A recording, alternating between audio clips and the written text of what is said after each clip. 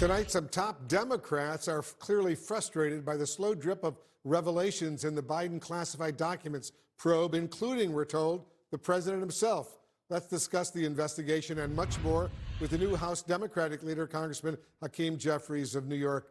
Leader Jeffries, thank you so much for joining us. Congratulations on your leadership position. Last week, you said you had, quote, full faith in President Biden, but over the weekend, the White House revealed yet more classified documents were found at the president's home, and more searches could be coming. Are you and the American people, Leader Jeffries, getting the full picture from the Biden White House? Well, yes, Wolf. First of all, it's great to be on. Good evening. Happy King Day. I remain having full confidence in President Joe Biden and his administration on this matter and on all other matters. I think he has led the country forward in a significant and meaningful way through a few tumultuous years. Now, I think it's important to recognize, second, that this situation appears to be inadvertent, not intentional. And we'll see what is ultimately uncovered, but by all accounts, this was inadvertence, not intentionality, and that should be an important factor as people evaluate this particular situation.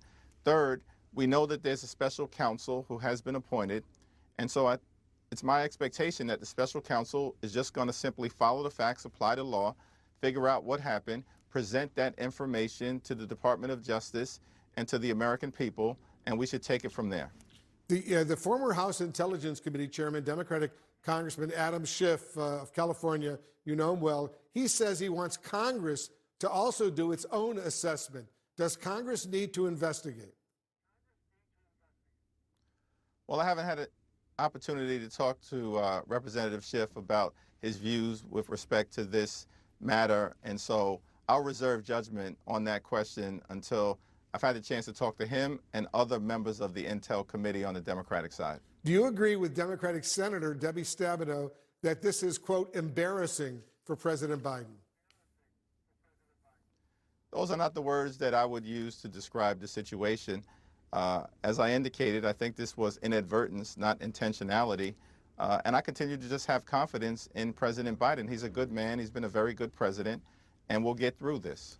On a different issue, a very sensitive issue, I want to get your thoughts, Leader. The House Speaker, Kevin McCarthy, faced questions from CNN today on Congressman George Santos of New York after CNN reported Republican donors and consultants had concerns going back to last summer. Watch this exchange. Listen to this. When were you first made aware about some of these allegations around Santos? Was it before it came out publicly in the media? Were you given any indication that there might be something amiss there? On which part? Any of it.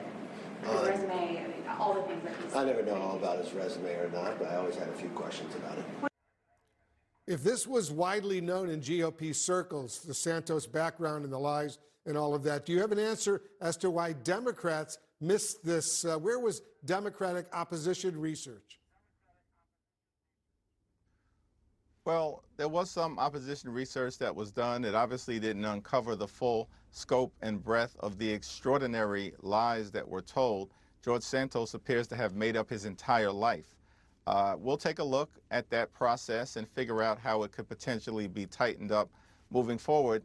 But the big question is, why is George Santos still a member of Congress? Why have House Republicans embraced him and not done what the New York Republicans have clearly done, which is to say, enough is enough. He's lied to the people of Long Island and Queens, lied to New Yorkers, lied to the American people as part of an effort to come to Congress, and perhaps it's time to move on from him. So do you want him to resign? Well, ultimately, he's going to have to make that decision on his own, but it's clear to me that he is a complete and total fraud and is not qualified to serve in the United States House of Representatives at this particular point in time, or at any time, based on the extraordinary lies that he has perpetrated upon the American people. While I have you, Leader, I want to turn to another major challenge facing Congress right now. As you know, the United States will reach the debt limit, its debt limit, this Thursday and could default on various loans as soon as June. Republicans want spending cuts, But listen to the White House stance. Listen to this. We will not be doing any negotiation over the debt ceiling. It is one of the basic items that Congress has to deal with, and it should be done without conditions. So there is going to be no negotiation over it. This is something that must get done. So will Democrats need to make concessions to the GOP to avoid a catastrophic blow to the U.S. economy? We are not going to allow extreme MAGA Republicans to hold the American economy hostage, hold Social Security hostage, hold Medicare hostage in order to do the right thing.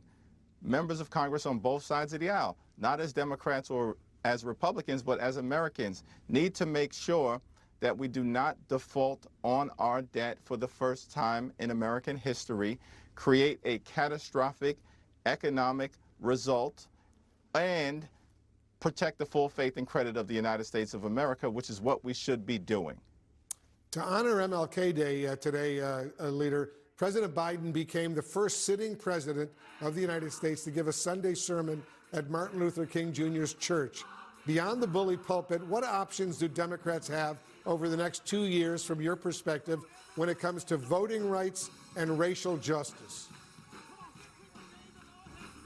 Well, we've made a lot of progress in the United States of America as a result of civil rights leaders and heroes like Dr. King and so many others who sacrificed themselves in order to create a more perfect union. It is my hope that my Republican colleagues, both in the House and in the Senate, building upon the legacy of Dr. King, don't just celebrate this day, but elevate his good work.